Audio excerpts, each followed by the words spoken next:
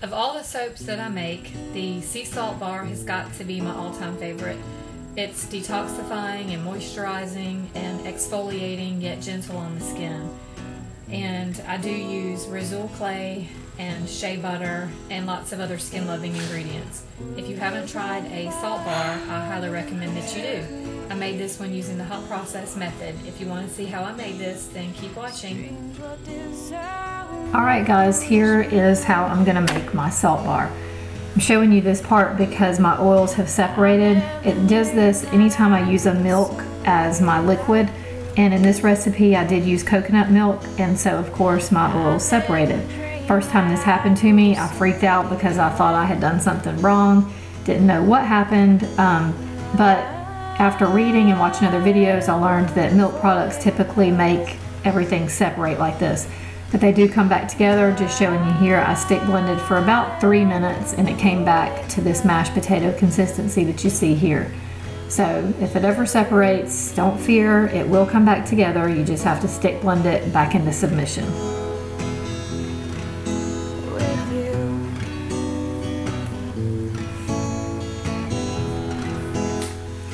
Here I've already added my fragrant oils, and I've got 2 separate bowls in my crock pot because I'm going to do 3 layers on this soap. I'm going to do a bottom part that's going to be like the sand, a middle part that's going to be like the water, and a top which will be like a white cap on the wave.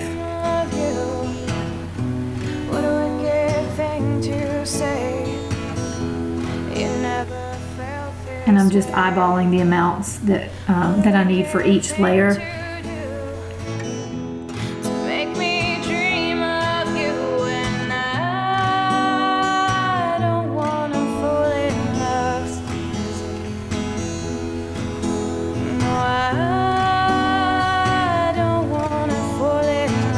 I used Rizul clay mixed in water, and that part right there is going to be the bottom layer, which is going to be like the sand. And I absolutely love clay, any type of clay in any soap. It gives a nice slip to the soap, and of course it's great for your skin.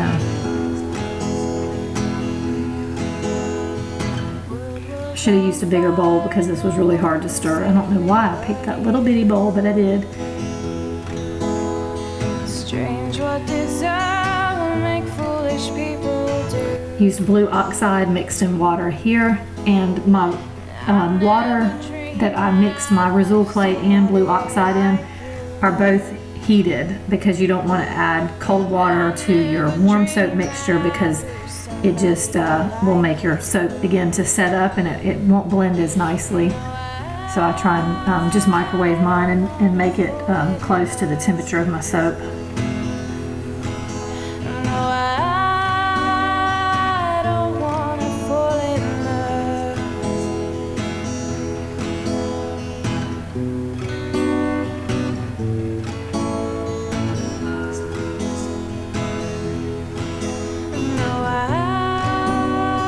There's my Mediterranean sea salt. I'm using about 16 ounces, and this is about a 32 or 35 ounce oil recipe.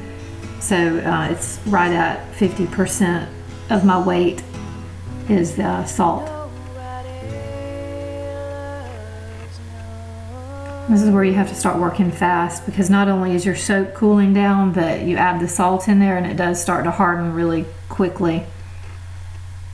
I do love salt bars. It's my absolute favorite, but it does take a little extra care and little elbow grease to get these turned out nice. Would be a lot easier to do it just one color, but for some reason I use the Caribbean Escape fragrance oil and I renamed it Sex on the Beach. So I just, every time I make this, I just have to do these colors. I don't know, it's just so pretty to me.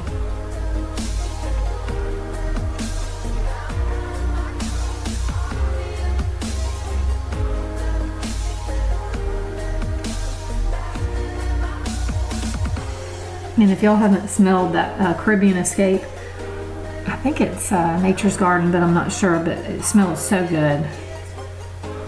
Between that scent and a salt bar, those are my 2 favorite, and so why not put them together.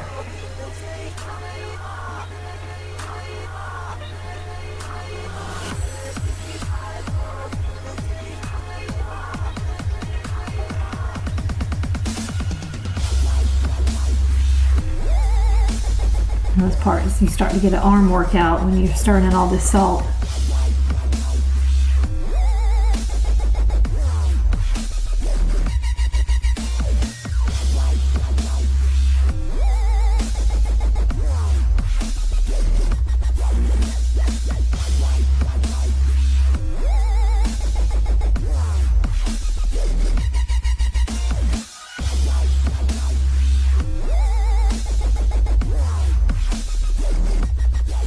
I just love the way that looks though. I mean, that just looks good. I love the color of it and the texture.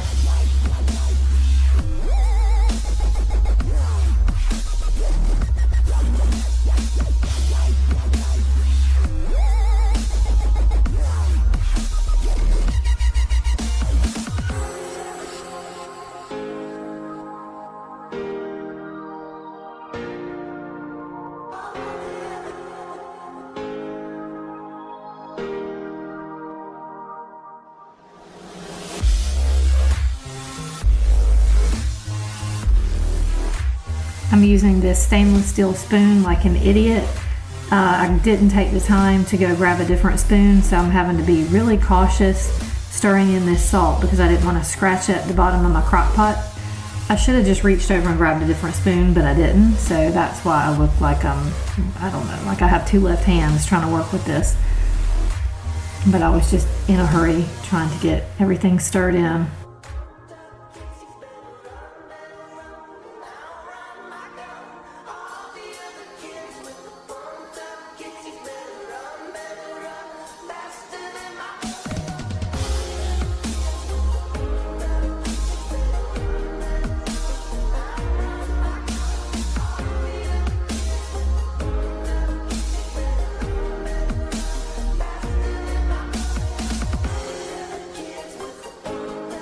And in my mind, I was wanting to get the white part to kind of push down into the blue a little bit.